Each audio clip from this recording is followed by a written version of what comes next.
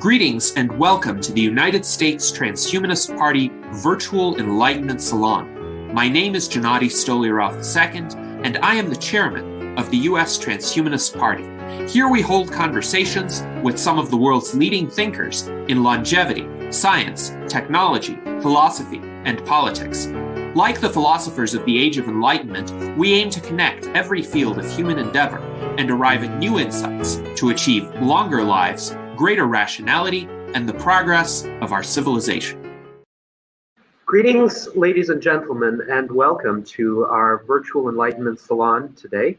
I am streaming this from the Longevity Summit Dublin. By the time you watch this, the summit will have concluded. However, I wanted to bring this conversation to you as an example of some of the many fascinating individuals that I have met at the summit, including a cyborg, Sophie Jones. She has been a transhumanist for quite some time, and you delivered a speech on transhumanism 7 years ago. Tell us about it. Okay, so I've been very much into transhumanism ever since I can remember. And I was asked to give a speech because I actually talked about transhumanism to someone, and they were launching a conference with a few hundred people going, and they needed a speaker. So they asked me to talk about the future of the human race and where I saw that future going, and I incorporated transhumanism into it, Audrey D. Gray into it, Elon Musk into it. And half the people in the audience, it blew their mind because they had never even heard of transhumanism, so it was effective in getting the message out. Yes, and you're quite the storyteller. I will link our audience to your speech. Now, tell us a bit about what first introduced you to transhumanism. How did you first find out about the philosophy? When did it happen? It's kind of gradual, really. So I always played the PlayStation.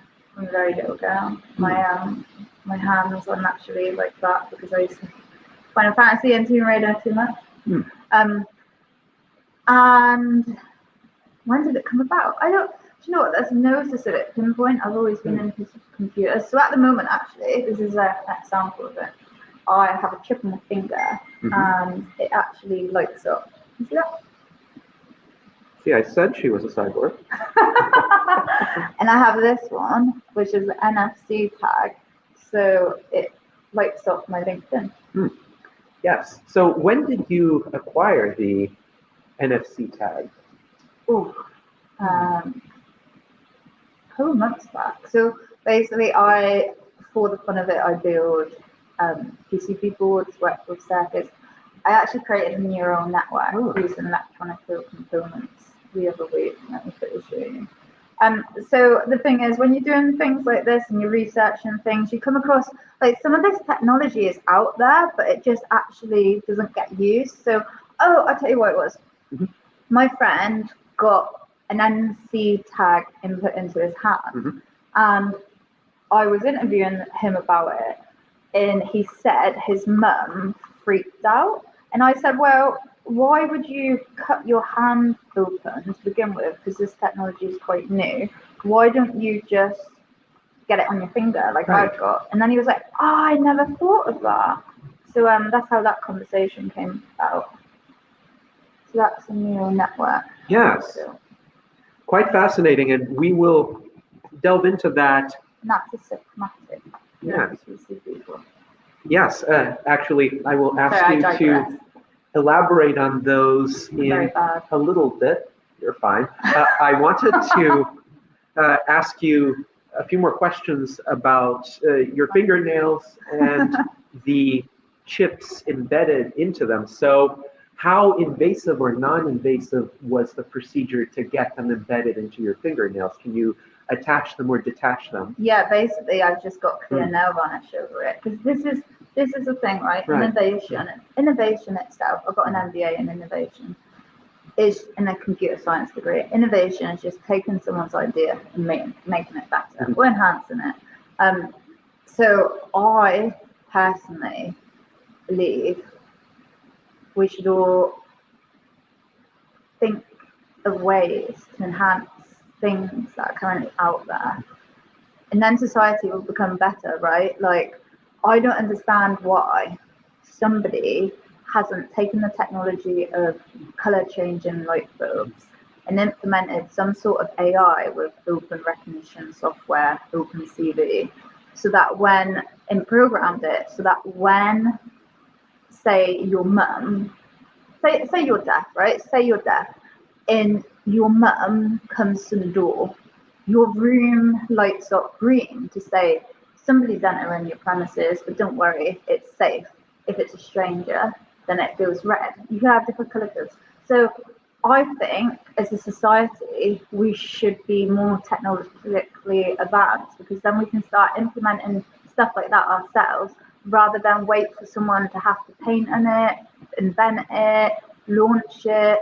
You know what I mean? If we became more of a technically advanced society would evolve so much, because we'll all be doing our little things. And I think we're seeing that now. We're starting to see more people becoming entrepreneurs.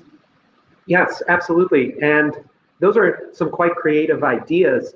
I like the fact that you took a procedure that's normally quite invasive. As you pointed out, most people implant the NFC tags right here in this region between the thumb and index finger, and it's a painful procedure. Our first presidential candidate, Zoltan Istvan, when he was touring on his presidential campaign, went to a biohacker facility in California, and he got that kind of chip implanted into this region. And what it could do is essentially what your chips are able to do. It could open his phone or unlock certain doors, but he had to undergo this painful procedure. And the question is, I don't why? like blood. Right. Why, if you can insert it using kind of an attachment onto your fingernail? And also, this technology is very new, right? Mm-hmm. So from a consumer point of view, you need to get people developing the confidence in it, getting them used to it. I think it's very important for us to think as well as a society that this technology is fine with us because we're used to it. But what if you've got someone and they're very religious? All of a sudden they think you're the Antichrist. We have a responsibility to not only take it all in ourselves, but to educate those that actually don't know about it so they don't freak out.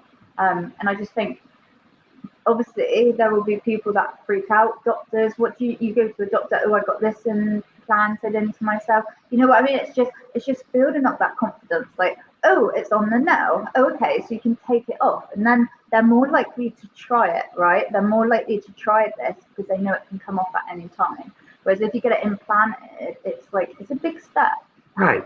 And that's a quite astute observation. Note that nobody protests people having pacemakers, even though... Yeah, my dad has a pacemaker. Right.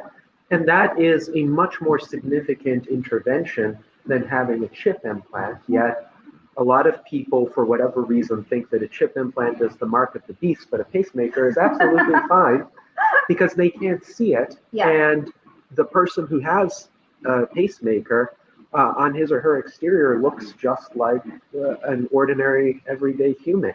And even though you are quite the cyborg, when one looks at you, one doesn't notice anything that is off. So I think you're correct. This is the way to achieve acceptance for these technologies, including very ambitious kinds of modifications and enhancements. Yeah. If they can be compatible with the human form as traditionally envisioned. And a sensibility, right? Because some people are like, oh, I'm going to put an NFC chip in my ear. Well, how are you going to pay for something? Do you know what I mean? You're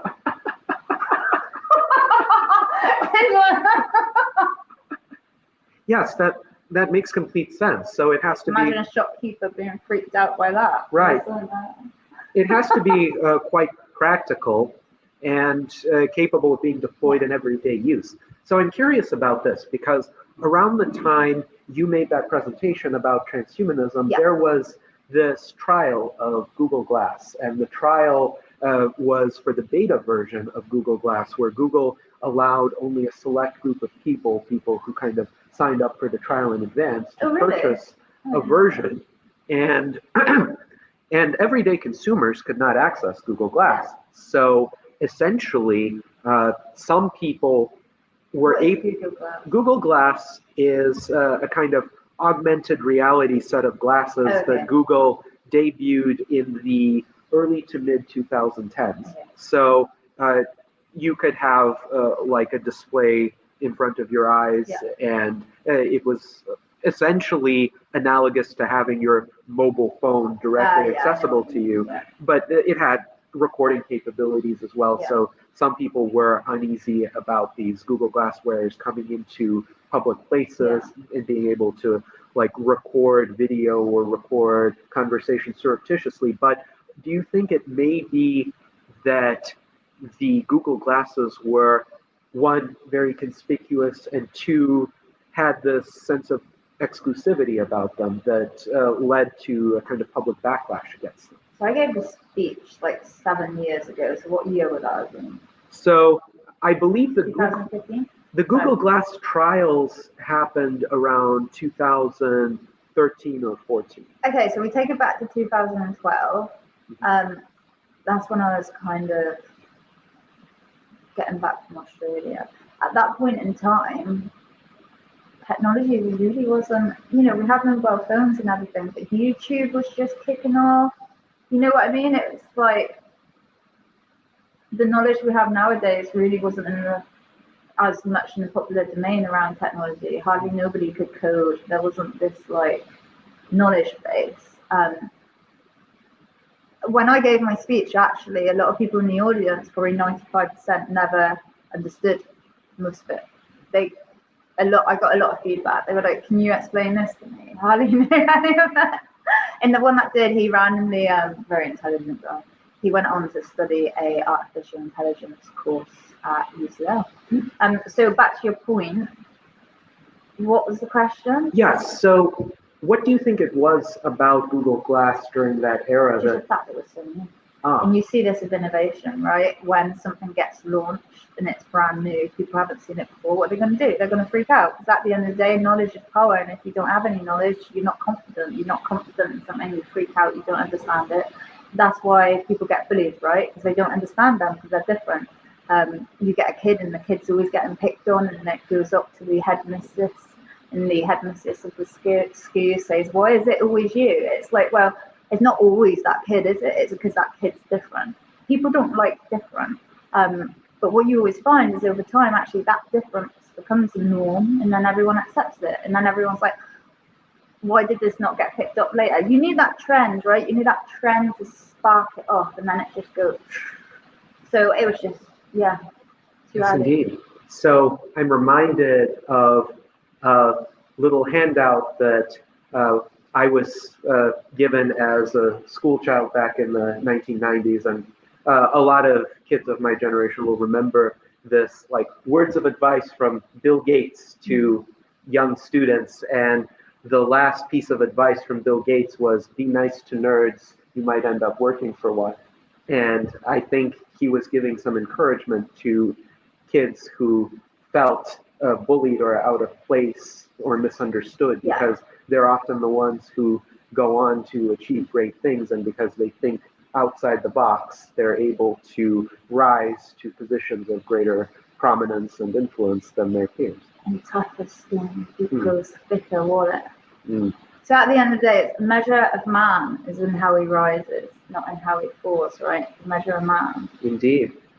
We all suffer in some shape or form, but at the end of the day, if you take that, you harness that. Money cannot buy strength and quality of soul and toughness. You can't go on a course to learn to be tough. You've got to experience very harsh realities to become tough. So the toughness would precede the achievement then. So, and also if you think about it, right, like 20 years ago, we were hunter-gatherers. And then we started to, 8,000 years later, we started to see this change from hunter-gatherers into farmers. So people started to farm more. The earth started to heat up. We started to accumulate land. And with that land, we then started to harness crops and grow crops. And there was this transition of no longer having to be fast and catch a rabbit and you know, you're running down a forest and you think, all of a sudden you see a deer, you've got to make that split decision. Do you go after the deer or carry on with the rabbit? And then another split decision. Oh my God, it's a predator. What do you do? So we started to slow up because we were planting crops and like we started to shift, and obviously money and accumulation of assets. So we started to change even like the hands, like everything, because you're suddenly doing that. You're not.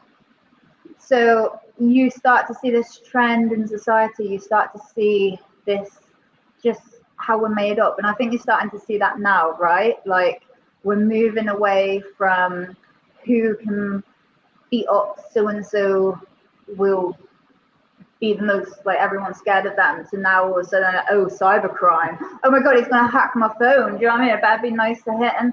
So it's, that's why you can't predict it. You can't predict where life's going to go. Yeah, it's a difficult one, isn't it? Like, people I know from 20 years back never could have guessed anything about where they would all end up when they wanted to have ended up in jail. Yes, well, there's a whole lot of path dependency in life as well. But you make an interesting observation because evolutionarily, the traits that were favored in our primitive hunter-gatherer past were like brutish strength, because if you were a big, bulky Paleolithic hunter-gatherer who could club the other Paleolithic hunter-gatherers over the head, then you achieved dominance within your tribe. If you were kind of a scrawny intellectual type, you would likely be bullied or even clubbed to death by the big, brawny, less intelligent types in that type of setting. And yet, as human civilization advanced, those are no longer the traits that are selected for through our technological or societal evolution, yet our biological evolution has not kept up with this. And I think we're going to revert back to that because of transhumanism. So if you're getting injections, right, and those injections say you inject yourself and it lasts for 5 years, and that injection allows you to build the best muscle strength of your body, it allows you to have zero fat, it allows your brain to be at its peak performance.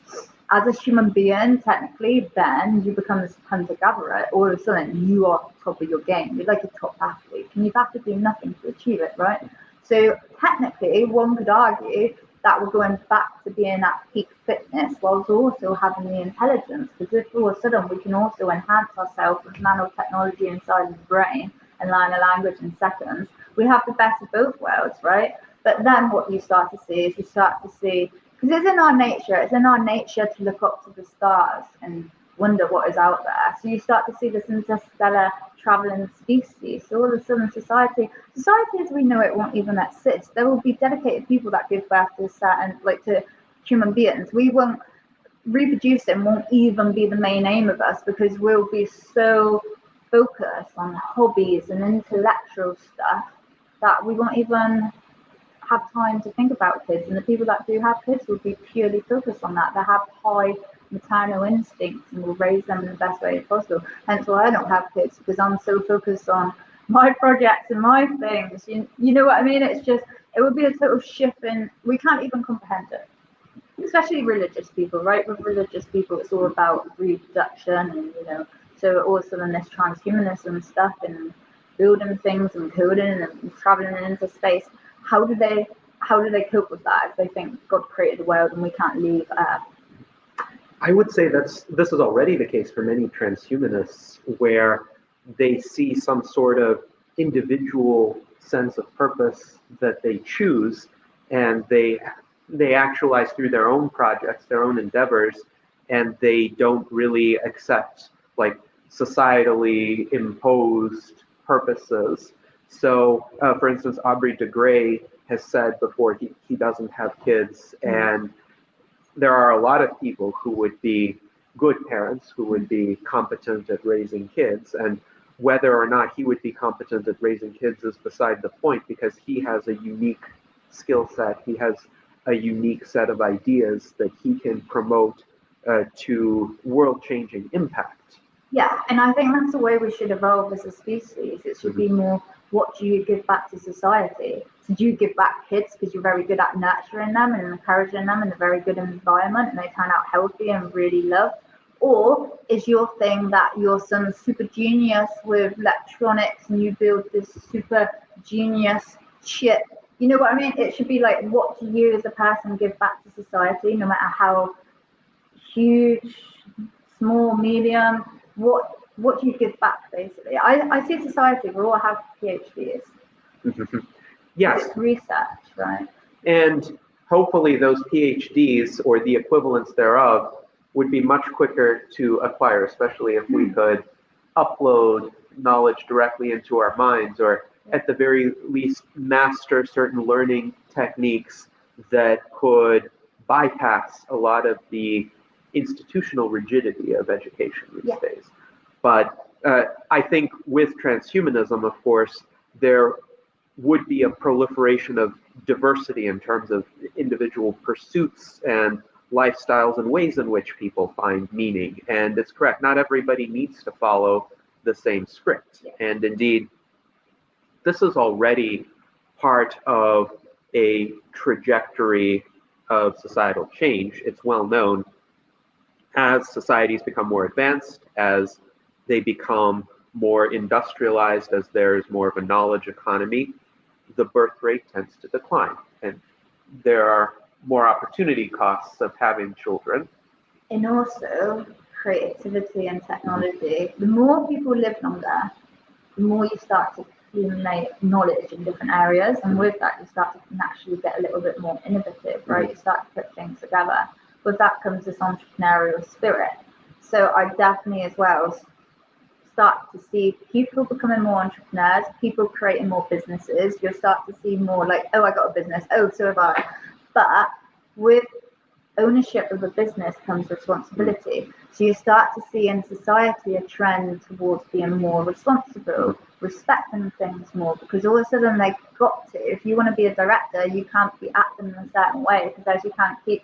And if you're not a director, you don't have that responsibility to be a director, you can't launch a company. So if you come up with a super good idea that's worth like millions, you can't launch a company. So all of a sudden you start to see people follow law and order a bit more because they want to have that entrepreneurial spirit. They want to make money because after all, everybody wants to make money, right? If you make money, you get to relax, you get to do this, you get to do that. Money is what drives everything. So if we're entering into a more entrepreneurial society, it naturally would lead to more law and order so that they can continue doing that. Yes. Obviously, it's society criminals, but do you know what I mean? On a majority of things. Yes, and that is, of course, one of the great hopes of transhumanism, that it will lead to a more peaceful, more orderly society where people feel safe to actualize whatever vision of themselves and to contribute toward whatever vision of the world they consider to be best, as long as it's peaceful. And and speaking of actualize, we have Maslow's law of hierarchy needs, self-actualization. Yes. So if you're living in a society where actually you become an entrepreneur, you launch something, and all of a sudden you see it with like crypto, right? They become like billionaires, like super young. So you launch this business, and all of a sudden you're retired at the age of like 30 or 40. So what do? You can go into research projects, you can learn things, and then because you're so happy, you've met all your Maslow hierarchy of needs, you've got security, you've got this, you've got that, food, shower, everything, it's all met.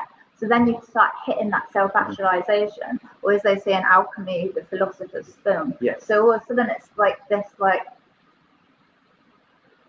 and the more people that have that feeling in society, the better they're going to help others. So you get this instant collaboration. And like game theory, right? Everybody always wins if they collaborate. Collaboration is tick to tap. Yes, and if only more people realize that, because, of course, we still have so much of our evolved ancestral baggage, given that technology has advanced so much, human biology not nearly to the same extent. So a lot of people still think of the world in zero-sum terms. They think that in order for me to win, the other person has to lose, and I have to be like the Paleolithic hunter-gatherer and club the other person over the head. And how do we transcend that? That has been a challenge because we don't yet have the technology to quite re-engineer the human brain. So we have to think of transitional measures that would achieve similar effects, but of course, without the risk of messing up something that may be beyond our current capabilities to accurately engineer. Yeah, and I think also a lot of it stems from boredom, right? Because if you've got this interest in technology and you're making PCB boards and you're creating all these inventions and you're creating things that you're super excited about, all of a sudden, you, as they say, the devil makes idle, what is it? Idle work for, no, the devil makes work for idle hands. Yes. So if you're bored, you've got nothing to do. Say you live in the middle of nowhere, you've got nothing to do. All you can do is have a drink with your friends. And that leads to bad behavior. Like, you go, you do bad things. You're unproductive. But if you've got all these interests, all these things you enjoy, all of a sudden you understand things, you're excited to wake up in the morning and start coding, start doing this, you're just going to be so much more productive for society, and society as itself would become a more productive environment. Indeed. So. Oh, and then you won't get depressed. How can you get depressed if you've got all these projects to work on? How can you get depressed if the first thing you wake up in the morning that you want to do is to work on your research project or create something or finish it off? That's why you see like inventors like Nikola Tesla, where they were just so excited, like they were hardly asleep because they just want to continue with their invention. If you get that drive in people, can you imagine how less people will be depressed? But sometimes when you're working on something and you don't have that confidence or you don't have that knowledge, you can sometimes then get depressed because you give up on it. But if you have the ability of the artificial intelligence with the nanotechnology inside the brain, so you can just read something, learn it all, then computerize that, all of a sudden you're not going to get depressed because you're not going to reach these barriers. And if you do reach a barrier, and likewise, if people are more collaborative, you can reach out to people. It's just like a spinning circle, isn't it?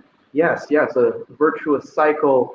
If a person can find this kind of meaning in a set of projects, a set of self-initiated, self-driven undertakings. And I think our society currently suffers from a crisis of meaning because postmodernism has deconstructed prior sources of meaning without really replacing them with anything substantive. And my contention has been that transhumanism offers this new reinvigorated sense of meaning, exactly in the ways that you identified, that people will pursue these projects of technological innovation and transformation in ways that are palpable for themselves and the people around them, that transform the world in a manner that brings returns here and now. They don't have to wait until some imagined afterlife. They don't have to content themselves that,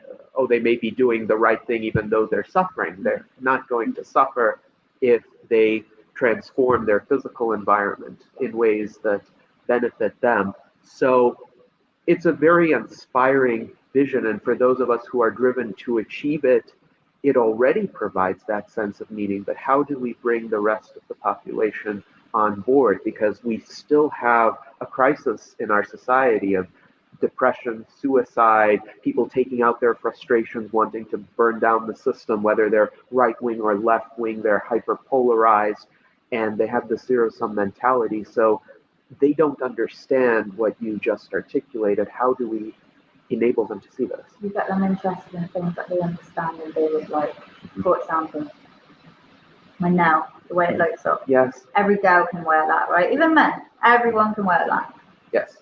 So I've just pulled this off of my eye. I don't know if you noticed me going like that. So this, I'll explain it before I show it. You're laughing because you know what it is. So basically, every single interest in life, whether or not it interests you, has some benefit for you, whether or not you know it. So me, I would put on mascara daily. Like, putting that mascara on, wash it off, and that's what ladies, well, people that wear makeup do. Gotta be careful. People that wear makeup. So somebody out there has come up with this invention. Rather than wear mascara, they've invented this. false eyelashes. Now, there are false eyelashes out there already, right? They've been out there for years. But this has a special glue on it, and it actually lasts 4 days. And this is a special lash in that it will last like a year or two.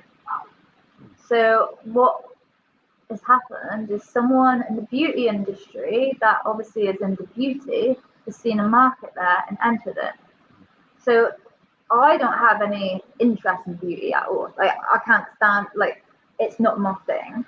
I'll put lashes on and try to make myself look better, but I'm not into like beauty. I'm not into sports. I'm not into it, right? But as a product, I'll buy that because it's good. I can just save time in the morning, put it on, done. So the point I'm trying to make is we go after things for the general population that take off fast. You go after trends like my nail. If people start to see that, I've just had like 13-year-old girls, no interest in technology. But like, where did you buy that? I want to buy it. And now they're all buying it. There's a trend setting off there. So you do the same with transhumanism. You look at what would make the average person want to take it up, and once they fit it, you've got them. So, I don't know if that makes sense. It does make sense. It does make sense. And it's really now quite... eyelash But it served a purpose. Yeah. Because you were able to characterize these kinds of durable false eyelashes as a transhumanist technology. And yes, you're correct. They are body augmentations in again, a manner that coheres with a more traditional aesthetic that a lot of people can identify with and try to emulate. So if a young woman sees that and associates that with transhumanism, she might be more likely to take an interest in transhumanism. And that does lead me into another area of curiosity, and I think you might be able to provide some insights into this. So I periodically look at the membership statistics for the US Transhumanist Party, and this is not just a phenomenon within the Transhumanist Party, but other organizations within our movement have this demographic ratio as well of approximately 85% males to 15% females. And I have various hypotheses as to why it might be, but I'm not entirely certain, because over the years that ratio, it has maybe improved a little bit. When I told Aubrey de Grey that we have 15% female membership a few years ago, he said, well, with 15% female membership, you're actually doing quite well by historical standards. So what is it that you think brings about this disparity? How can we address it? So. I was raised, my mum never ever asked me to come into the kitchen to help her cook. She never, didn't do any of that. My dad taught me tiling, all the practical things, how to lay bricks. He would take me fishing. I would dig for worms. Like, I was raised technically as if I was a guy, but I wasn't, because I'd be wearing dresses. So I'm very andronymous. Is that the right word? Andronymous? It's like masculine, feminine. So I dress like a female, but I'm quite like, well, I don't like sports, but I just never liked that anyway. My dad never liked that. But do you see what I mean? There was no like, oh, you've got to help me cook, Sophie. Like, none of that. I was just raised normal. Like, nothing put upon me. So no preordained gender roles? No, and I love Barbies. They were my favorite thing. But I also like Tomb Raider, right? Like, I've got Tomb Raider comics. I've got some signed. But like, my comics, they're beautiful. Like, it's like beautiful woman look. So I just think, I don't know, to be honest with you. I don't know why more women aren't into transhumanism. I think it's fantastic. Yes. Well, I have noticed that the female transhumanists whom I encounter tend to be exceptionally competent, driven, accomplished, yourself included, of course. And those women understand it. Yeah. Those women understand the importance of individual agency. They have their own projects. They have a very high value that they place on autonomy. And generally speaking, they tend to rise into leadership positions very quickly. So there are many prominent female transhumanists in our community. I can think of, for instance, Liz Parrish or Maria Intrigus Abramson or Natasha Vida Moore, and there are many others who take these leadership roles. They're very articulate individuals. What we have less of are more, let's say, everyday transhumanists, people who would identify as being transhumanists the same way that some others might identify as being Republicans or Democrats or sports fans of a particular team. Maybe they don't know about it. Mm-hmm. Yes, I suspect there is an awareness gap, and one of the hypotheses that I've had is that initially, go ahead. There are techniques out there for women of removing hair, right? I don't know them because I'm not in that field. If I was in that field, I know them all. Right. So it may just be that the fields with which transhumanism has historically had an affinity, for whatever reason, were more male dominant, like tech professions, for instance. People who are in tech fields, they tend to understand transhumanism more because they work on the technologies directly. And then you get friends where you discuss this, right? Whereas with women, what you see is they'll have kids and then they don't really see their friends as much. Whereas with guys, they always carry on seeing their friends. They still carry on with that conversation. They still get out there more. I've encountered it in work where I've not been invited out because I'm not a guy. Do you know what I mean? So you're not having that same level of conversation. You're not becoming those of which you're around. Right. And yet, if you have certain personality traits, like if you are very driven, then you will nonetheless find ways. Yourself the information.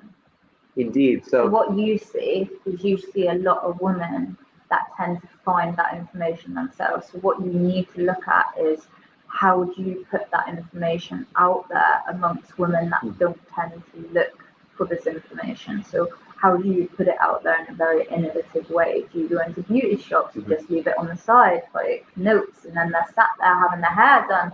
Or you put it inside the magazines they read. So they're reading the, I don't know, Vogue magazine at the hairdressers, and all of a sudden they see this A4 bit of paper that you put in and it says about transhumanism, and they're like, oh, nobody's around, I might have a read of this. You know what I mean? Right. It's thinking about things in a creative, different outside of the box way. Hence why I got an MBA in innovation. No, I'm joking. But what you did with the example of the false eyelashes is indeed a case of creating that kind of relatability, something that I wouldn't even think of. I mean, to be honest, until you told me that your eyelashes were false, I wouldn't have known. I just think she has long eyelashes. Well, my hair's real. I said to Audrey, my hair's longer than his beard. That's an achievement. That is an achievement. So it's interesting. What do you think he thinks about the fact my hair is longer than his beard? I think he will just grow out his beard to be longer. He'll perceive it as competition. This is a competition, Audrey. Can you grow your beard as long as my hair? Well, you know, Aubrey is well and truly back. He has his new foundation now. And he's on it.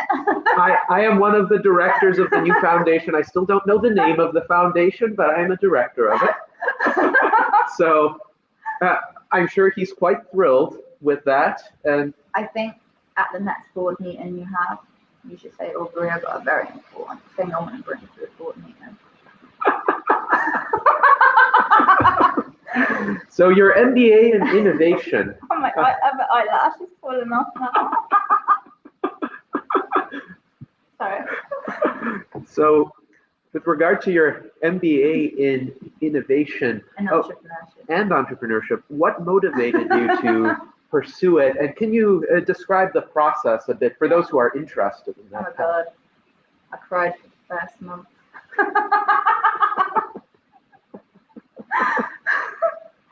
So, as I mentioned before, computer science. So I was a bit naughty at school. They didn't want me to do A levels, so I ended up doing equivalent to A levels. Long story cut short, put like 120% into that course, got equivalent 3 A levels at A level, got into uni, blah blah blah. So computer science degree. And whenever I saw people C levels, they always had an MBA. Mm-hmm. And I always thought it sounded really like cool. And I was working at a company, and I just wanted to take a strategic management leadership certificate. And my boss was like, no. And I had been there 3 years, and I was just fed up. And then I've done entrepreneurial things, but unfortunately it's never really paid off. So I wrote books, I've under different names, I've launched websites. I mean, in 2003, when I was 15, I put all of my money into learning about HTML. And I went around to 200 companies, and I said to them in my local town, city, I said, do you want me to build a website for you? £200, I'll build your website, get you top in the search engine. Nobody wanted it. They were like, that isn't going to kick off. That will never go anywhere. We don't want to waste our money on that. So I was like, okay, fine. So nobody, apart from friends and family that I did for free, nobody took me up on my web service. So I was always coming up with these new ideas, but it was always ahead of time or just never paid off. So you can be entrepreneurial but not successful. You know what I mean? I was always sent on entrepreneurial courses. When I was 16, I was pulled out of college for a week so the tutors wanted me on this entrepreneur. So anyway, so I've always enjoyed the topic. I've always enjoyed business. So I saw this scholarship for this MBA program, and I was like, I'm just going to I wanted to study. I was at that point in my life where you feel like you've hit that plateau. You want to do more with your life, but you're not getting those opportunities. You feel a bit disheartened because, like I was saying, you've got no reason, you've got nothing to work on to get your brain into. So I applied for this scholarship. Long story cut short, got it. Did not expect to. So then I started this MBA, and I was like, oh my God, this is so hard. I hadn't studied for 10 years. So I cried. But what I did is I looked at, because I'm not an academic person. It's painful for me to do it. So I bought a book on how you write essays, how you think about strategically from that point of view of, okay, so this is perspective 1, this is perspective 2. Based on that, it's very factual, how you reach a conclusion, why you justify it, what the difference is, blah, blah, blah. So I started thinking in that way. My thinking started to change. Long story cut short, I got distinction. I got the highest mark ever. And I actually did my MBA in 18 months whilst working full-time for 12 months. Well, congratulations. That's quite an achievement. So what skill sets? And I also got that strategic leadership course that my boss never wanted to pay for through this course. Yeah, karma comes back around. You just got to push it on. So what skills do you think that program gave you that you're now able to deploy? Loads. So what it gave me mostly was the ability to think strategically and to develop critical thinking, because with an MBA, you've got to complete 12 modules. And when you pass, if you fail a module, you can't carry on. You're out of the program? Yeah, you get one retake and you're out. So luckily, I didn't fail any. I don't know why I'm touch wooding because I've already passed. It's not as if I'm still on the course. Well, sometimes those kinds of intense study regimens give one flashbacks. Yeah. I took actuarial exams for 10 years to become a fellow of the Society of Actuaries ultimately. Well done. Yes, thank you. Those are some of the most difficult exams in the world. I appreciate that. I could not do that. Yes, and at least with the actuarial exams, you could theoretically take them as many times as you needed to pass, but each sitting had at best like a 40-45% pass rate. So even somebody who had passed 7, 8, 9 exams prior to that time had maybe a 60% probability of failing that next exam if he or she were a typical actuarial candidate. And if you weren't a typical actuarial candidate, you would be putting in like 600 hours ahead of each exam and trying to memorize each conceivable type of problem and the sequence of steps to solve it.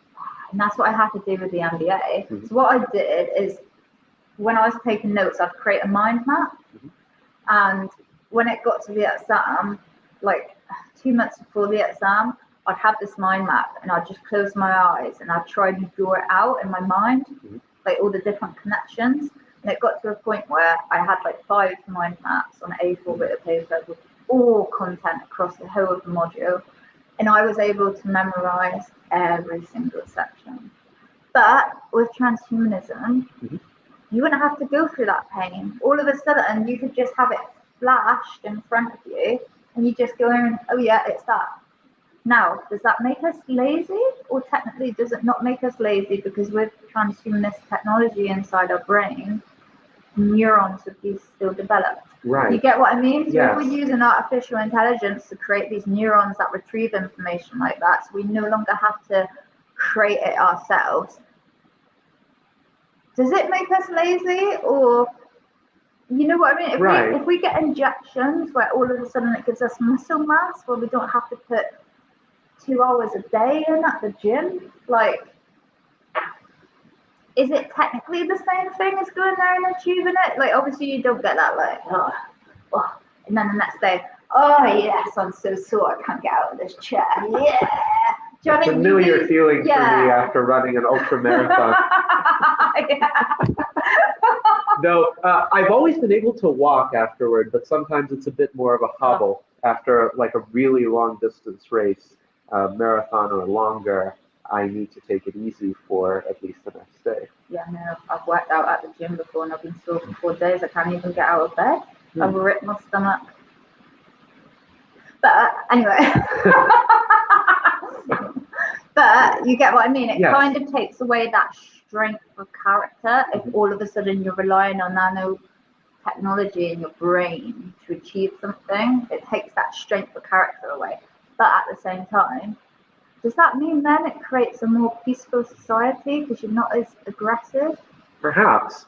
Or perhaps your energy, whether that be physical energy or mental energy, is redirected toward other tasks or a different level of functioning. So as we alluded to in the course of our discussion of our respective studies, in terms of passing a lot of exams today, much of the work is in the form of memorization. And there are higher level cognitive functions besides memorization, which are more conceptual, analytical in nature. And if you have to memorize large laundry lists of facts, then you don't have as much mental bandwidth for the higher order functions. If you're allowed, for instance, to take an open book test or use online sources to look up information, while some people might scoff at that and say, oh, that makes it so much easier, that depends on the nature of the problems you're asked to address. Because, say, at any sort of job that involves knowledge work, most often people are not going to care that you're looking up facts. They're going to care if you're solving that specific problem that is in front of you. Getting the job done and making a profit. Yes, so having an open book exam, I'm going to be a bit controversial here, may actually be more realistic in terms of reflecting how most jobs are done. And yet, what that allows the exam designers to do is actually put forward a more complex task that could still be quite challenging, even though you have all of the world's information at your disposal, because you can't just look up the answer on Wikipedia. You have to still use your mind to custom design an answer. And people do that already today. They do that every single day. And this is another thing that gets me, right? You can tell it irritates me because I'm crossing my legs here.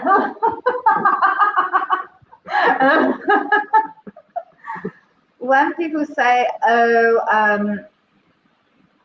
like, don't go to school, don't study, so-and-so didn't study. It's like, that dude got accepted into Harvard. Like, he must have had some good study skills or must have had some quite high intellectual skill academically to get accepted into Harvard. Like, yeah, he went there and dropped out, but he still got accepted. Do you know what I mean? Like, I think people don't think about that. Like, right. Yes. And by the way, my advice to everybody is stay in school, or if you've pursued a study program, a designation program, whatever it is, stick through it until the end, even if it's not something that is riveting or thrilling for you. Yeah, and it never is. Right, just get it done. Yeah. And then move on to whatever else you want to do. Like, I don't know about you, but I pick up a book and a new topic and I'll read it. And I get to the bottom of the page and I don't remember any of it and I've got to read it. I'll read it like 3-4 times. Mm-hmm. When you start a new topic, like coding, right? You do it or you read about it, you start learning about it and you want to cry. But then you start, over a certain period of time, really picking it up. And then you'll probably think this with what you do. It's like you read so much about it, and all the basic stuff you then really understand, and you get to like the expert level, and you're like, is this all there is on it? And then you Yes, true mastery sometimes doesn't even feel like mastery. It just feels kind of like second nature, like you're doing something that makes sense and is directly accessible to your mind, and then other people are wondering, well, how is he or she able to do that? Because they don't have that same framework that has been built up over the course of years of exposure to the subject matter and rigorous study. Yeah, so what I want to say is everybody goes through pain when they pick up a new topic. The trick is to just plow through it like a tank, right? Going through a mountain. Yes, indeed. Perseverance.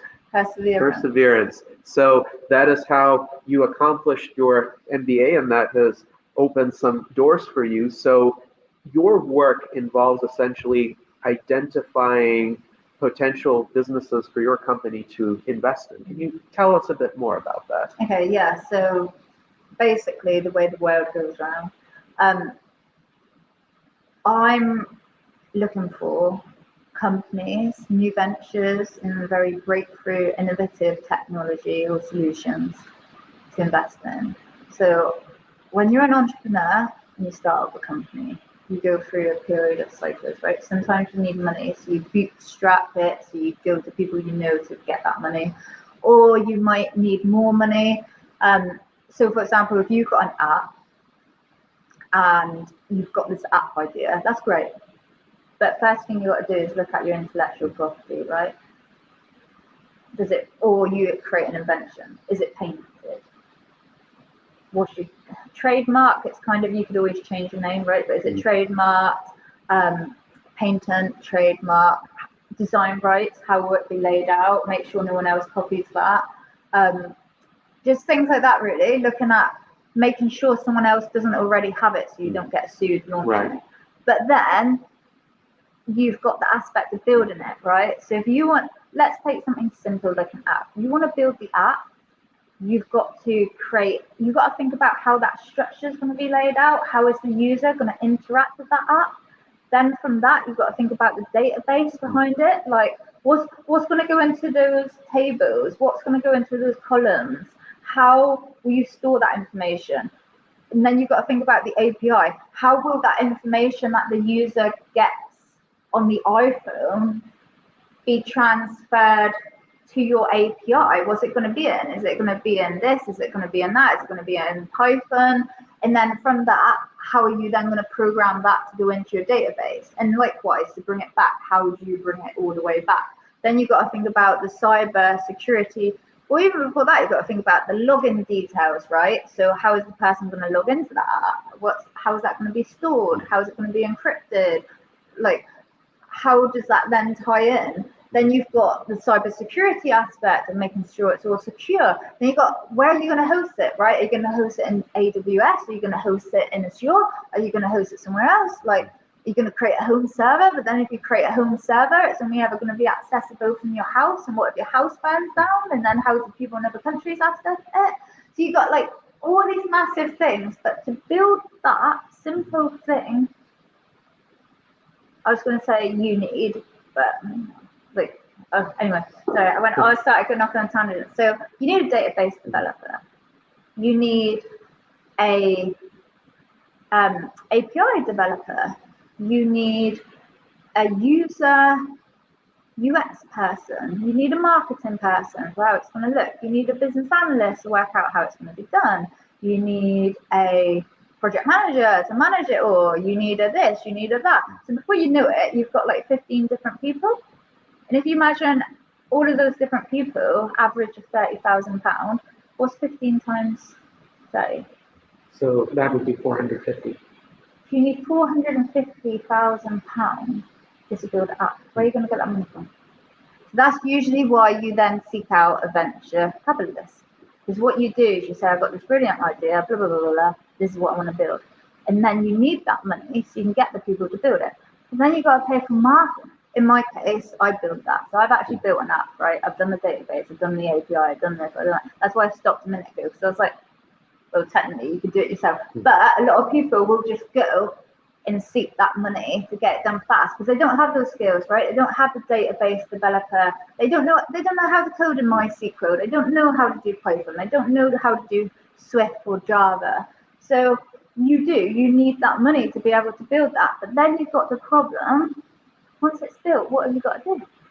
So you've got to advertise it. You've got to make people want to use it. Mm-hmm. So how are you going to do that? You've got to employ marketing people. And then they got to market it. And how much is that? Yes, it's interesting. Of course, not everybody has a universal skill set. A lot of these innovators who are great innovators are skilled in just designing a particular product or even a particular part of the process. So you try to either help them with everything else or lead them to realize that they need this kind of help, that they need to think about all of these aspects. Yeah. So I like to mentor people as well as look for people that are right at that start. Also people that are already up and running. So strategically I'm looking for certain things. Then you've got the aspect of personality, right? Mm-hmm. You can find a venture you like the look of as an investor. And if you think about you're the entrepreneur, right? So you've got this fantastic business idea that you want to launch. And you meet this investor and they're willing to invest in you. And you arrange to meet them, but you're 10 minutes late, you're 20 minutes late. What are they going to think? They might think you're not as reliable as you might look at first glance. Yeah. So you've got to think about every aspect, right? Because that investor will think, okay, so they're already turning up late. You know what I mean? So you've got to think about, as an investor, that personality, how will they interact with you? And quite often, in my experience, sometimes you might get people that have a bit of an ego. Oh. And they might get upset by something. Mm-hmm. And if you're going to work with someone, would you want to work with someone that gets upset about every slight little thing? No, you wouldn't. So all of a sudden they've lost that investment because of their personality. So you've got to be very politically correct. You've got to be very nice. Don't be horrible to them. Common sense. Right. Common sense, but you'd be surprised how many people don't think of these things. Common sense is not so common. Yes. But I would say number one thing is make sure you got your IP sorted. Make sure you've thought about the customer. Number one thing with the customer buyer, it's no point getting £450,000 off an inventor, convincing that investor that is the best thing since sliced bread. Then you launch it and nobody wants to buy it. So number one, what is the problem? How is the problem currently resolved? And then, how is what you do going to resolve that problem in a different way that is better than how it's currently resolved? Then how are you going to market it? I think a lot of aspiring entrepreneurs will benefit from this advice, and in part this was my motivation for asking, because our virtual enlightenment salons are in essence a public good that we're offering to the world for free. So anyone who wants to develop a new product, pay attention to this, because this is how a lot of investors, how a lot of venture capitalists will think. And these are the kinds of considerations and the kinds of character traits that they will prioritize. I've had the occasion to interview people for professional positions, not to give them an investment into their business, but for instance, to hire them for a particular role, or even a volunteer role, like a U.S. Transhumanist Party officer. We do quite a few interviews for vacant officer positions that sometimes come up. And when I interview people, I focus primarily not on what they already know in terms of their specific technical skill set. I focus to a large extent on character, and particularly character traits like reliability, openness to new information, openness How to much learning. you like them. Yes, and I suppose I have certain criteria that I use to determine whether and to what extent I like a person. So if an investor likes you, right, quite often ventures fail. But if you like an entrepreneur, you will invest in them. And the thing is, if that entrepreneur is really good as well, there's a chance once their venture fails, they'll develop something else that they really like. And if you like them and you've got that connection with them, they're more likely to then offer you to invest in them when they do start up that one that's going to pick up. Yes, and that makes sense, because it's not just this one specific venture, it's kind of an ongoing connection that could potentially be formed. Just like if you're trying to hire someone for a position, that may not be the limit of your interactions with that person. There might be another job somewhere down the road where you encounter that person, or you might think this person is a good fit. Yeah, and I would argue as well that actually there's more people willing to invest in that out there than there actually are entrepreneurs.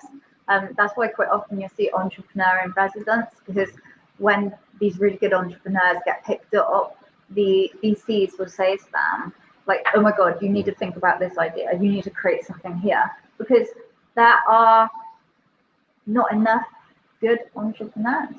So interesting. You think there can sometimes be too much money chasing too few promising ideas? Yeah. I think there's a lot of money, but not enough good, not enough like good staff people to invest in. You know what I mean? Like, everybody has money. Everybody wants to chuck money at something and make a return. But who doesn't? That's why we have savings accounts, right? Right. And quite often what I've noticed is people will just seek ventures out just so they can tick. And you see this in the job market as well, where people ring up and they're like, oh, do you want to apply for this job? And you're like, no, it's not a job I'm interested in. And then they're like, oh, no, I still want to put you forward. Why do they want to put you forward? Because they want to get the numbers. They want to say to their boss, oh, look, I got all of these candidates to put forward. Interesting. It's not good quality. It's just getting their numbers up. So let's apply this to the longevity industry, because we were at the Longevity Summit Dublin for 3 days, and we heard a lot of updates about ongoing research or research directions. And of course, historically, this field has had quite limited funding, but the funding has accelerated in recent years to the point that someone in the position of Aubrey de Grey would say funding is no longer the bottleneck. The bottleneck is now talent and getting enough qualified, competent researchers on board to pursue those projects. So is this one of those situations where we now might have enough money, or at least a decent amount of money, but now we need to develop the infrastructure of the field in other respects and have enough researchers whom investors will recognize as competent and skilled in what they do and capable of achieving the kinds of results we need? Yes. Very interesting. So speaking of the Longevity Summit, how would you characterize what you observed? I'm thinking. I know it's a broad question. What I observed and what? Well, in terms of what you think are some promising directions for the field, or what you see the bottlenecks. Yeah. So I really like the fact that we're getting to a place where we have evidence. Mm-hmm. Like, when I say evidence, there are photos of mice showing they've redone all their hair loss. Mm-hmm. So basically there was this mouse, it was injected, and all of a sudden, 4 years later, so it stayed for 4 years, all its hair had regrown, it had real strong muscle mass. I like that. I like the fact that there's also promising research showing, well, my mum liked it, my mum went really excited over it, promising research to stop the menopause. I'm not very good with words. Like menopause? Yeah, that's it, yeah. I like the fact that there is clear evidence of, like, real stuff. Do you know what I mean? It's not a case of, like, oh, this is theory. It's, we've done this. Right. Here is an actual photo of something. Because it just allows you to realize that actually that view of transhumanism and becoming the ultimate human species and being perfect in the way you are is nearly there. Yes. So this field has transitioned from being largely aspirational and theoretical to having, and to having some concrete results, which then inspire people and show people what is possible. And for someone who is considering making investments, that demonstration is key. Of course, a lot of work had to go into taking the field this far. Essentially, for someone in your position to see results, that means that that particular project or company or other organization needs to have crossed the so-called valley of death, which is the chasm between the early theoretical work, which receives plenty of funding, a lot of it in an academic context, and then this translational work where you're actually seeing the results in mice or in humans. Human results are even better. But this in-between phase, it could take years. For some projects, it could take decades. And somebody has to have the perseverance to take it through that valley of death. And I feel like, you know how with Python, you've got open source packages, obviously like GitHub, everything's so on. So I feel like the longevity, if there was a website where people could go and dedicate their skills, like people that are retired, they could, in their like mechanical engineers, they could go onto that website and see a project and be like, do you know what, I'm going to help out there, and then dedicate some of their skill. I feel like it needs to become more open source and more open for people to add to, just like Python packages. You can go in, create a package, and then anyone can access that. But it's almost like people could get together, especially with COVID and the fact that people are used to talking on webcams now. It's like, why don't they get together more and like utilize that different expertise? And then when you go for a job, you're like, oh, in my spare time, for altruistic point of view, I worked on this project where we tried to analyze the DNA code to X, Y, and Z. Do you know what I mean? It's just like, get out there and do something. Get out there and use your skill with other people. Get out there and like make new friends. Like, don't stay in your circle. Expand your brain, expand your thinking, and do it in a way that can like give back to this what you guys do. Yes, absolutely. This kind of open source collaborative framework is something we very much support within the U.S. Transhumanist Party, and indeed, I think my vision for the Transhuman Club, which is our non-political affiliate, is to serve as a kind of hub for people to make these kinds of connections in terms of project collaborations in anything, in technology, in art, in advocacy.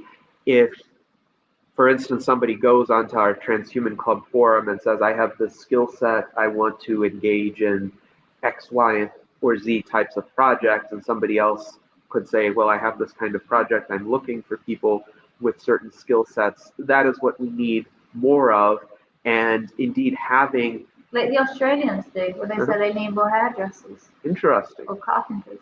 Interesting. So they've already formed these kinds of hubs for other professions, which are indeed kind of more everyday types of professions rather than cutting edge projects. But people have gotten around to recognizing the merits of this kind of distributed collaboration and casting a wider net to see what talent one can find.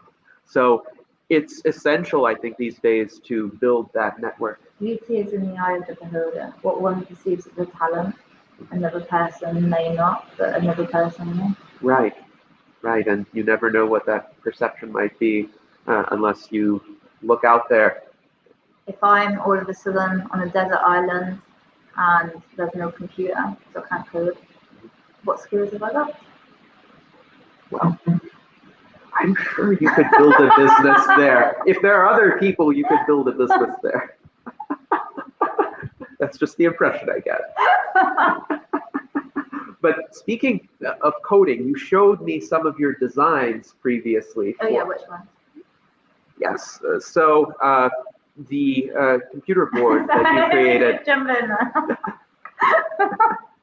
It's my ADHD. Yes, but you showed me some photos of like a circuit board that you put together. Oh, this one. Yes, yes. So show this to the viewers and explain a bit. Yes. That's an exclusive board, and what I did is I just used my creativity to create it in a PCB board. I have also, what else have I got? They're probably getting tired of me. I probably can get that go off. I got me soldering.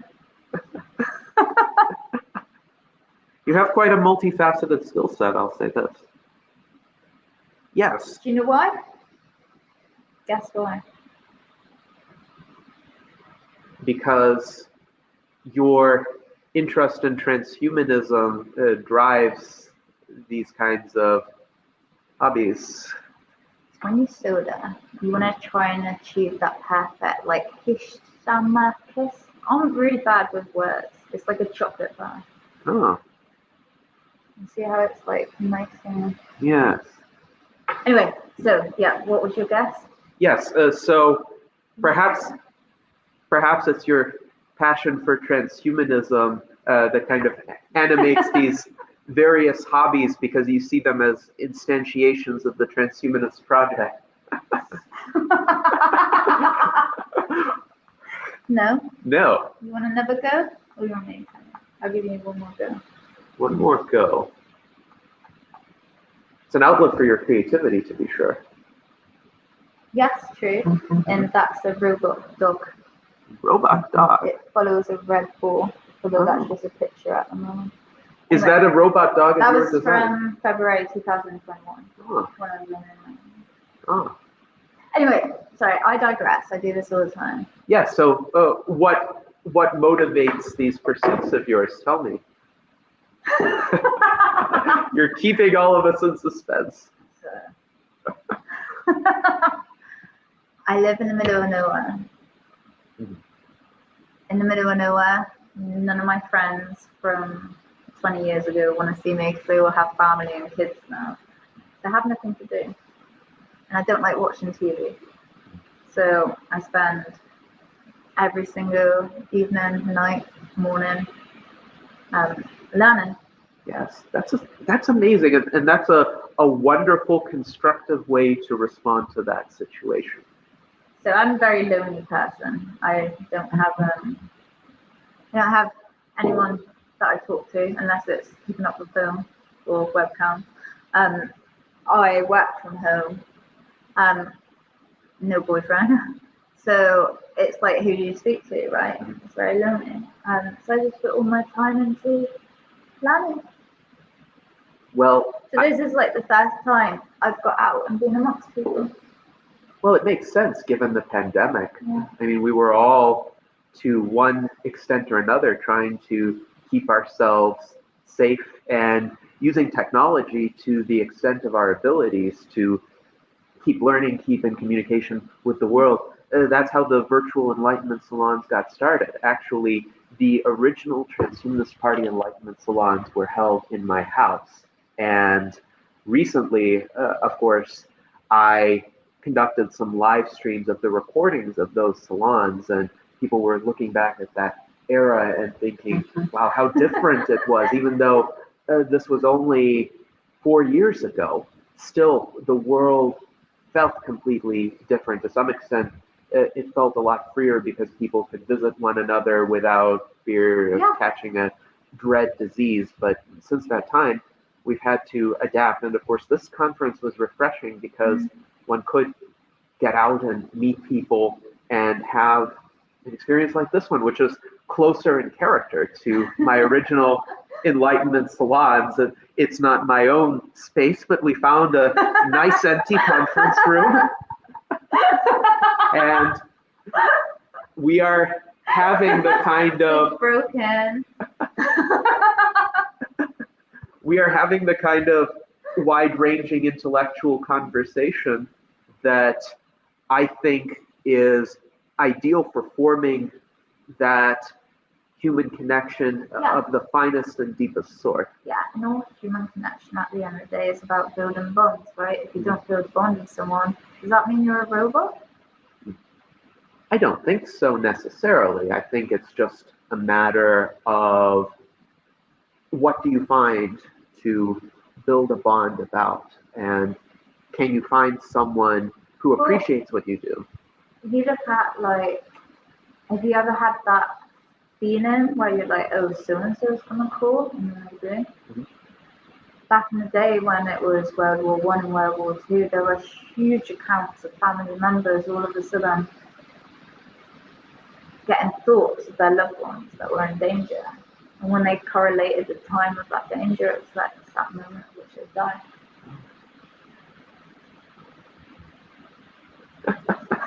So I went a bit deep there. We've touched the subject of death, and this is a subject we can't escape discussing in the aftermath of the Longevity Summit, because for those of you who know me, I wear this pin. It says supporter of indefinite life extension, and I've worn it throughout the summit. So I believe in reincarnation. I do not. I believe this is the only life that we have, and this is why it's so precious. I don't understand the people who use the acronym YOLO, you only live once, to justify heedless risk-taking. Because if you only live once, and I am an atheist and materialist, I do believe this is the only life we have, then we need to hold on to this life. We need to take every possible measure. That's why I don't go on roller coasters. Yes, nor do I. I don't go skydiving. Same. Too dangerous. Yes. So life is precious and it's irreplaceable. I get very anxious whenever people drive. And that makes sense because driving is one of the riskiest activities that one engages in on a day-to-day basis.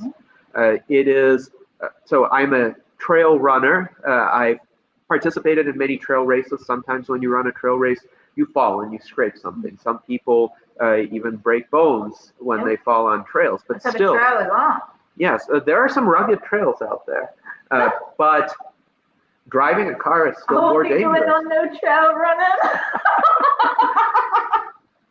Let's say it's not for everyone.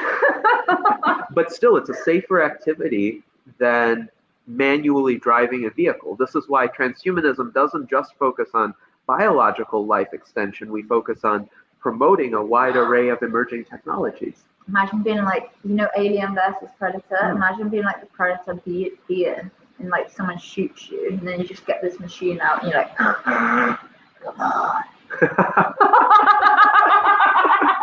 You repair your battle injuries in an instant, and you rise up to live and fight another day. But I don't think I've ever Predator. It just makes like a noise, doesn't it? It doesn't actually like talk from memory. It's always like.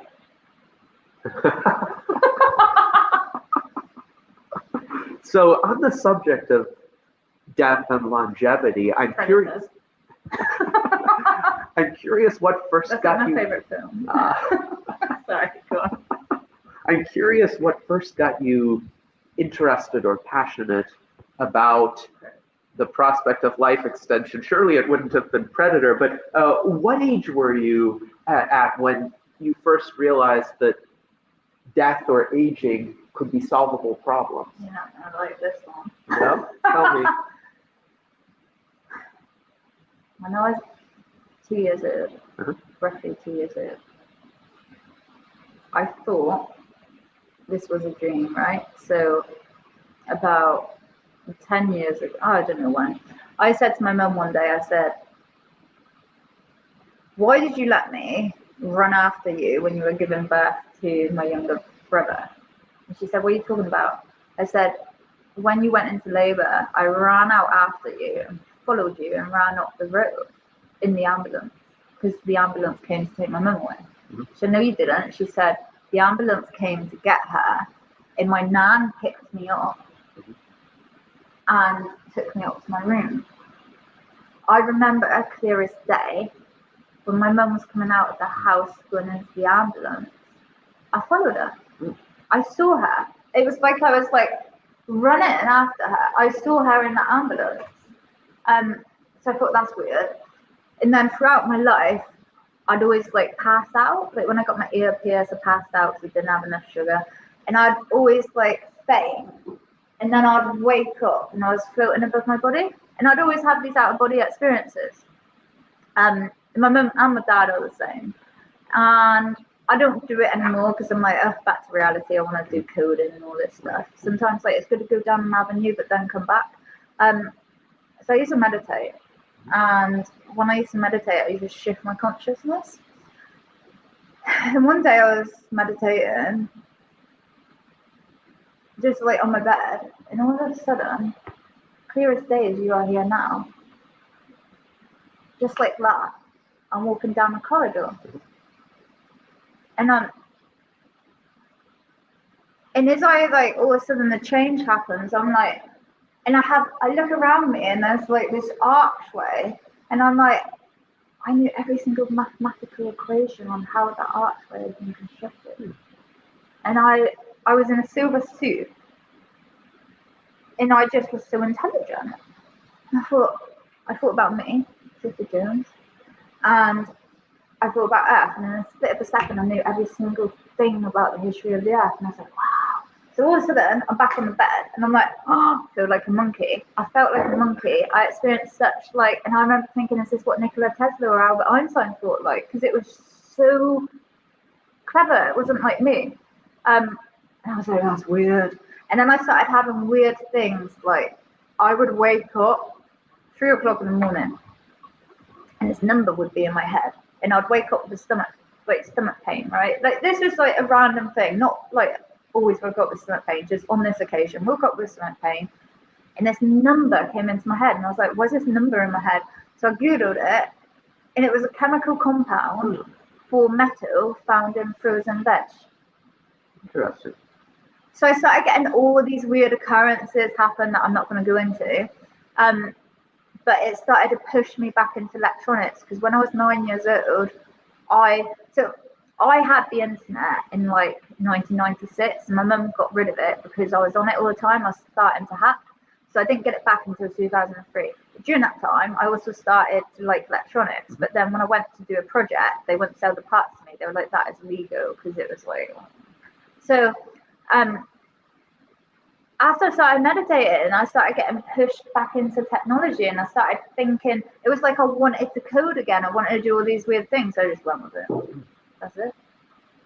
Interesting. So when you had that vision of essentially having transhuman capabilities and exceptional knowledge, Brilliant. How old were you at the time? Oh, in my 20s. In your 20s. Yeah. But your interest in technology predated that, certainly, because you describe all these hobbies that you undertook as a teenager. It gave me the utmost confidence that we, the human race, in 2,000 years, will have some type of superhuman intellect within us, of which we cannot at this time comprehend. It will make us, if you were to travel and experience that 2,000 years into the future, it would make you feel like a god. I can't even comprehend it now, having experienced it for a couple seconds. It was. Now, here's an interesting thought to consider. If you look back 2,000 years, and this would be 22 CE, so kind of the early Roman Empire, reign of the Emperor Tiberius, and you took a Roman citizen off the streets of Rome, and you showed him what we were doing. Let's say somebody brought a laptop screen in front of this person, and he could see us talking right now in this setting. Very strange setting for an ancient Roman. First of all, the way we are dressed, yes, or demigods, at the very least. So the way we are dressed would be considered sumptuous to the point of being inaccessible for I'd be like, most mate, people. This is Christian Dior. I mean, the wealthiest Roman elites, they would essentially drape sheets of cloth over themselves in artful ways. Beautiful, I must admit. I quite like that look. Yes. Fancy dress, always dress up as Roman. Yes, indeed, but the forms, I get what you mean. Yes, the forms of dress, the materials that we're using, the very fact that we're communicating from some other realm. Yeah. I mean, what is this? Even like wearables, right? If we're getting to a point now where wearable technology and electronics can actually be woven into the fabric of clothes like this, so all of a sudden you got a suit, you got a full body suit, and if you fall down and bang yourself, I don't know why they don't do this for Alzheimer's, it's recorded where you hurt yourself. It's monitoring your vital statistics 24/7. That suit is monitoring your body temperature, right? We have the ability to create this technology. You could control the regulation of your heat. Obviously, like, don't have it too hot because it can cause bad heart problems. But do you know what I mean? There is the technology out there, and perhaps in 2,000 years' time, we do get to a point where we just wear suits all the time. Because if you think about it, having to wear clothes is so exhausting. The Romans that you talk about with the sheets, it was very simple, right? You just chuck a sheet on. Whereas with clothes, you're like, oh, does this go with this? Oh, then you got to go shopping. You got to go buy it. Does this? Then you spend all that time looking for the right color. Do you know what I mean? It's a lot of effort, really. You could get your clothing custom printed and custom fitted for you with like an at-home, not quite a 3D printer, but something I have a 3D printer. Yes, so right now 3D printers can make plastic or metal trinkets. I have some 3D printed models of buildings. I have a 3D printed bust of Richard Wagner that I found in Sacramento. Quite interesting that the technology has come a sufficiently long way that I could find a 3D printed bust of Wagner in the storefront and buy it. You can 3D print a 3D printer now? Yes, indeed. And extrapolate that by 2,000 years, and we can at least have an idea that the gap between us and people of that time, who could be us, would be about as great, at least as great, as the gap between the ancient Romans and us if they could observe us today. Yeah. Do you want to see my shoes that light up? Sure.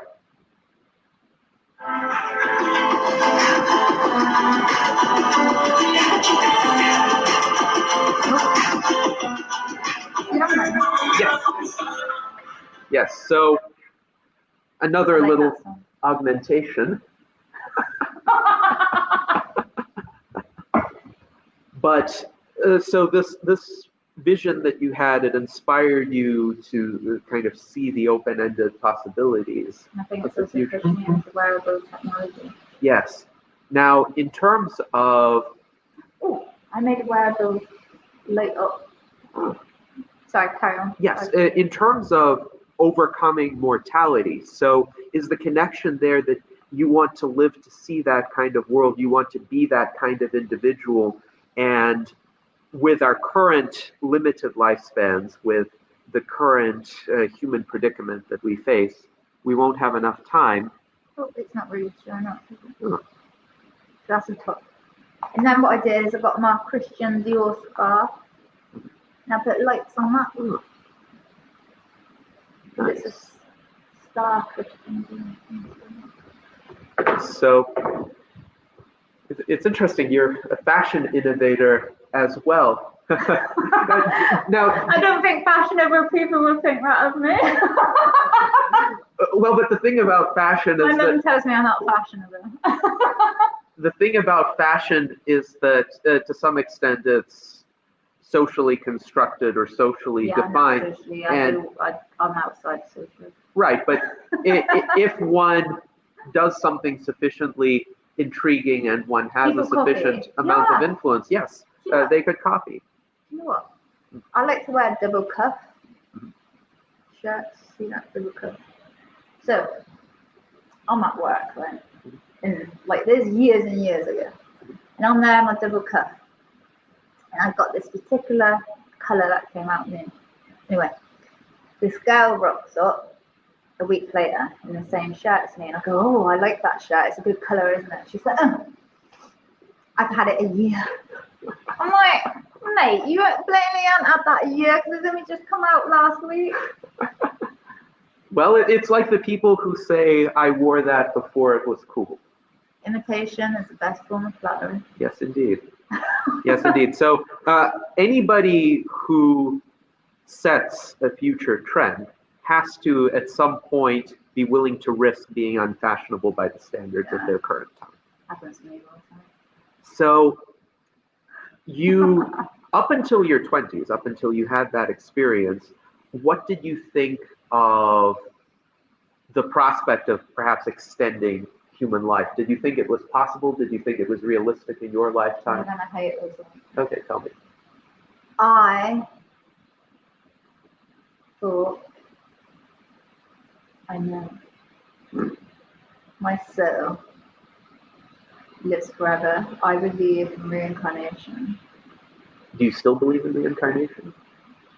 It's interesting because there are a lot of different persuasions on this subject among the transhumanist community, and we've had some virtual enlightenment salons on religion as well. We brought people of different religious perspectives. Like, did you know there's both a Christian transhumanist association and a Mormon transhumanist association in the United States? And the Mormons are among some of the most intellectually active and thoughtful transhumanists, in my view. There's actually a lot in Mormon theology that aligns with transhumanism, because in Mormon theology, it is virtuous to try to become like God, to try to emulate God. And if God is this being of great power and wisdom and virtue, then the Mormon transhumanists try to be like that.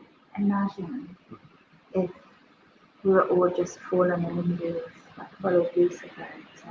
Interesting. That could be a theological interpretation.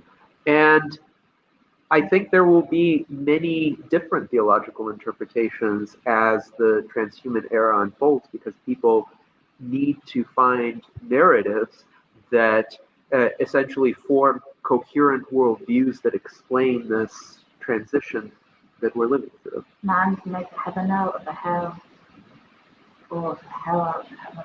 Yeah, so which one will we choose as the human species? Let me know your thoughts on this. So, do you see human civilization heading in a desirable direction, or do you see a risk of the turmoil and the chaos overtaking us? No. What? Why? Cooperation. Cooperation. So you think cooperation will pull us out of this predicament? They have proven in game theory, tit for tat always wins. Mm-hmm. So if you have a collection of games that just go after it for themselves, and it's only that, obviously it's all going to be evil, but if you start to put a cooperative algorithm in amongst it, it always takes over. Good always triumphs. Good always triumphs. I hope you're right.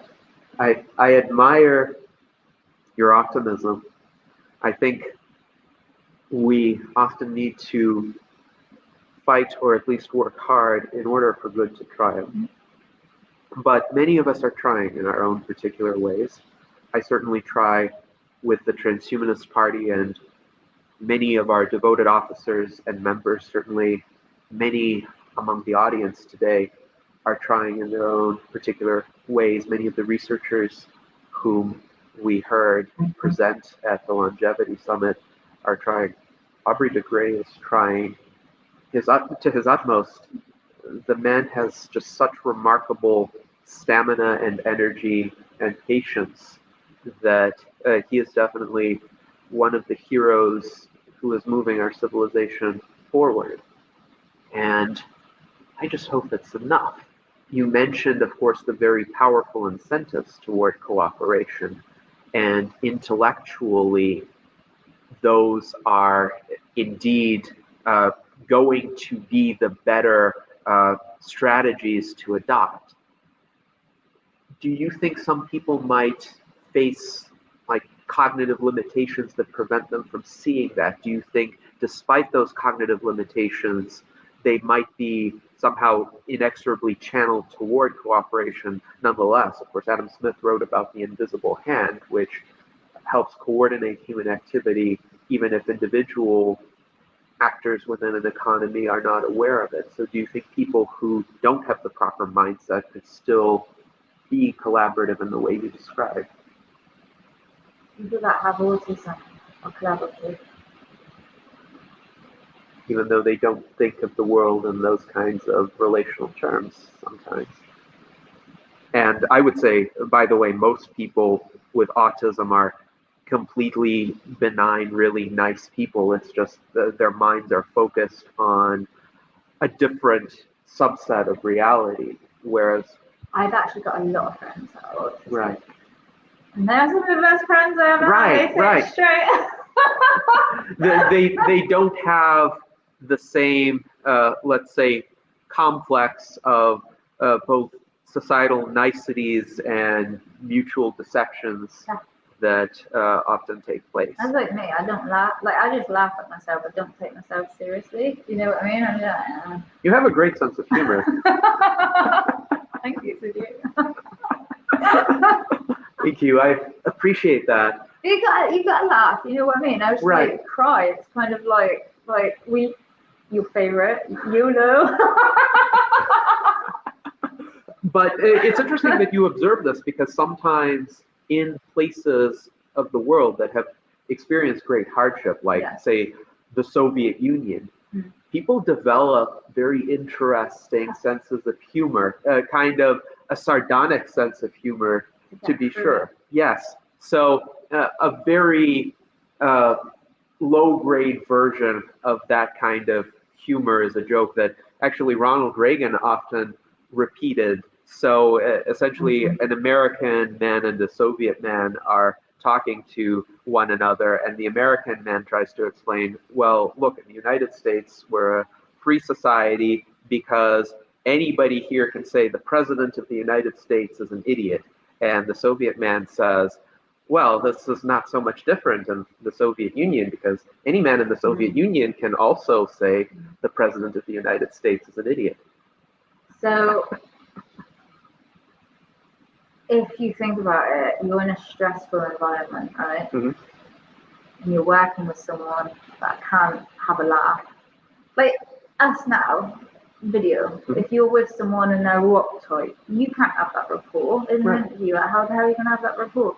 So you're in a business context and you're against timelines and it's a highly stressful environment. Who are you going to work with? The person that's like, or you're going to work with the person that's like, oh God, and then put that and makes like a little joke like, oh. Do you know what I mean? It just like, it allows you to just. Yes. So when you are looking for the prospective founders to invest in, do you consider that aspect of their personality as well? Yeah. Because the thing is, a lot of people that are uptight and take life very seriously, when it doesn't go their way or it gets too much for them, they won't go. But people that don't take life seriously and aim very flawlessly, always assume formlessly, they're more like the wave, right? They just keep going. There's people that like, it's like. So you're looking for a certain degree of resiliency, and you think. Yeah, that's it. Yeah. And I think with laughter, you get that more. Do you know what I mean? It's more like. Yes. And it allows you to have a bond as well, you know. Indeed. So you made a comment to me that I wanted to hear you expand upon when you gave that lecture, that very powerful oration on transhumanism 7 years ago. You talked about some possibilities of whether or not AI will become sentient, but it seems your views have been revised a bit since that time, and you said you do not think that AI will be able to attain consciousness. Can you elaborate on why you don't think so? Okay. So think about coding something, right? Well, you got different functions that do different things. You've got this, you've got that. Ultimately, it's zeros and ones, and those functions achieve certain things. So at the moment, again, I'm crossing my legs. Getting ready. They talk about general intelligence, right? And it's like artificial intelligence at the moment. They say, oh, we got a robot and it's so intelligent because it shows you how to get to your room. Oh my God, it shows me how to get to my room. Ooh. You go there and there's this robot. You have to like touch it, select who you are, blah, blah, blah, blah. Then it goes down a corridor, might do a left, might do a right, but it goes down off of a map. And then it gets to the lift. So you're on the ground floor. So then when it gets to the lift, you have to then type in the robot which lift door is open, the one on the left or the one on the right. And then you've got to put your arm there to stop the doors from closing so it don't hit the robot, and wait for the robot to roll in. And you get in the lift.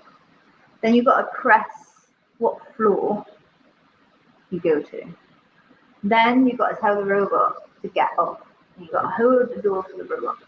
Then if the robot all of a sudden encounters something that is a bit of a problem, it will stay still for 5 minutes until some trigger goes off to allow a human being to come and get that robot because it's got stuck.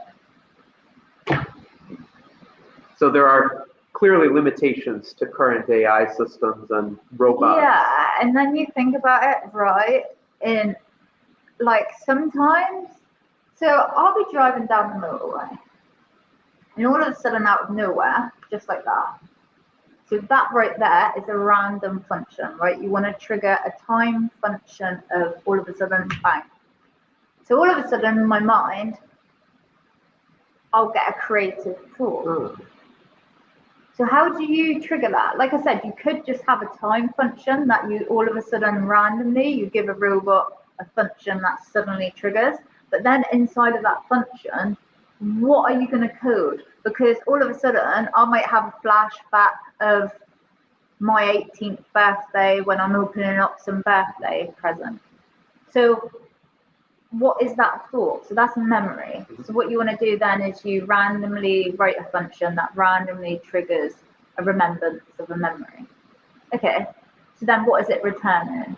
Is it returning a joyous feeling? Is it returning a horror feeling? Like, so then you got to randomly code the random feeling. And then it's like, what's the purpose of that? And then, you see what I mean? You get into this kind of like randomized, but what the robot can't do is from that randomization, it can't then link back to creating a song, or can it?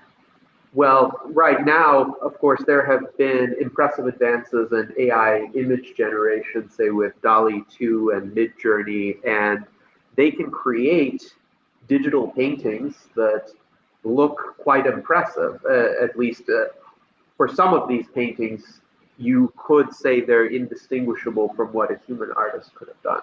Why did the creator of that destroy the program?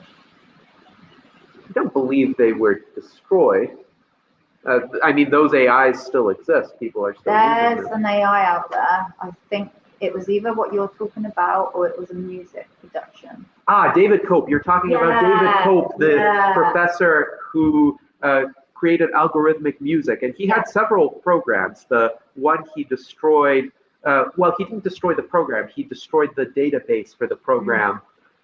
It was called EMI, Experiments in Musical Intelligence, ME for short. And then there was another program called Emily Howell that he created afterward that is still in existence.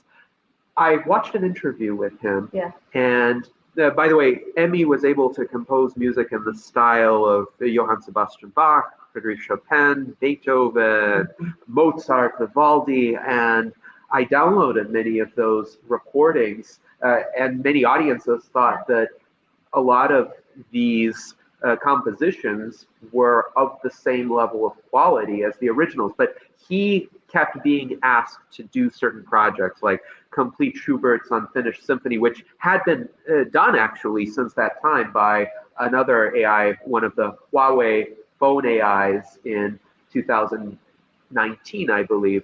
And he just, I think, was tired of receiving these requests to do all these tasks with his AI. So there you go. So when the robot creates this, does it experience that joyous feeling that we experience? I don't think those AIs can experience anything. So in terms of inner experience, I'm pretty confident that no AI that has been created thus far has inner experience or sentience. And that's why I don't think we can ever program. So, of course, there is a difference between intelligence and consciousness, and you have definitely articulated that distinction. So you could have a process that creates something that we think is sophisticated, that is equal to our capabilities, but there's no inner sensation of the world on the part of that process. It's essentially a lot of lines of code that generate these images or generate this music. And I would assert, of course, these are all narrow AIs. They are designed to... I think you're an AI, the way you recite knowledge.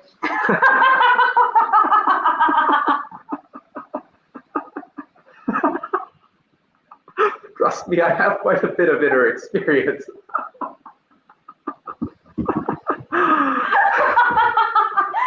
AI is interviewing me. Would an AI be able to host a virtual live salon? Would an AI be able to experience laughter like that? I think I just disproved your assertion then. Unless I'm a very plausible android indeed. Or unless you're just doing a function where you're trained to laugh at certain random.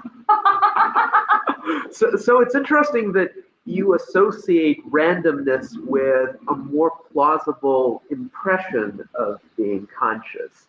But could it be more than randomness? Could it be like an emergent property that arises with a certain level of complexity, like life itself? So we are comprised of atoms, mostly carbon, oxygen, nitrogen. If you take one carbon atom, it's not conscious, it's not alive. But when you put those three together, it makes the sign of the beast.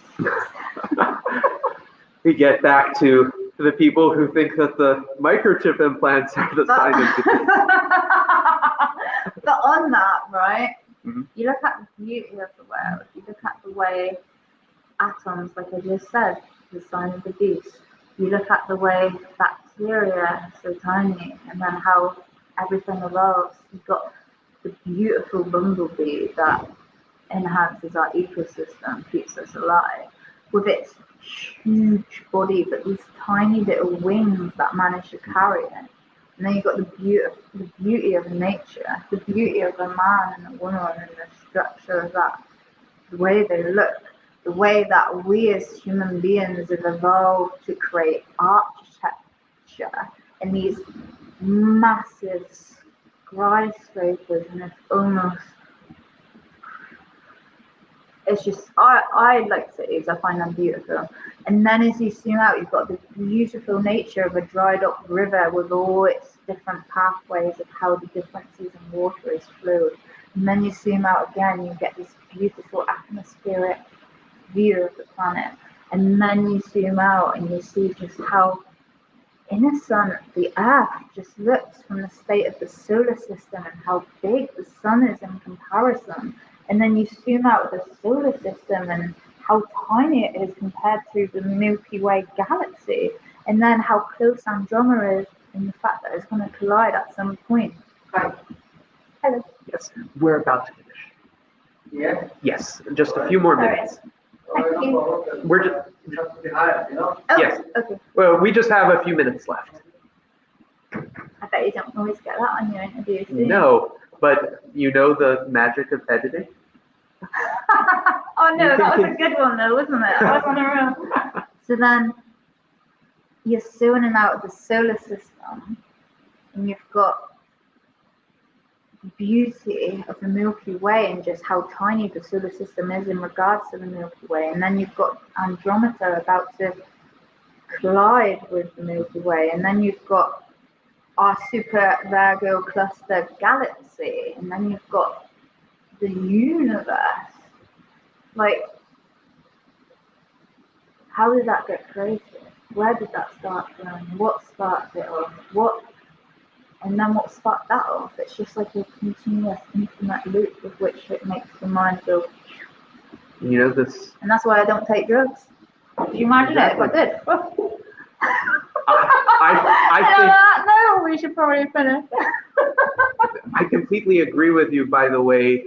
The beauty of life, the beauty of our experience of this world is plenty. I completely refuse to take mind-altering drugs myself, but you made this just such a vivid, poetic description of the human experience, and you were able to encompass it from the smallest to the largest scale in just this one narrative, that I could see how much you love life, how much you appreciate the world in which we live and the experience of that world. So I think you actually answered my question about why you desire longevity. It's this kind of experience. It's this kind of awareness of the wonders of existence and this curiosity that drives us as human beings, and that we never want to extinguish, because inside your mind, which is quite a beautiful mind, you have encompassed this totality of existence. And if you look out at the rest of humanity, there are now over 8 billion such minds in the world, and we don't want to lose any one of them, because life is so precious. So, Sophie, I really appreciate you joining us today and having this discussion of immense breadth with us, sharing your thoughts. You are a true transhumanist, and I'm honored to have met you. Nice to meet you. Thank you for having me, and thank you for watching. Indeed, and to all of our viewers, live long and prosper.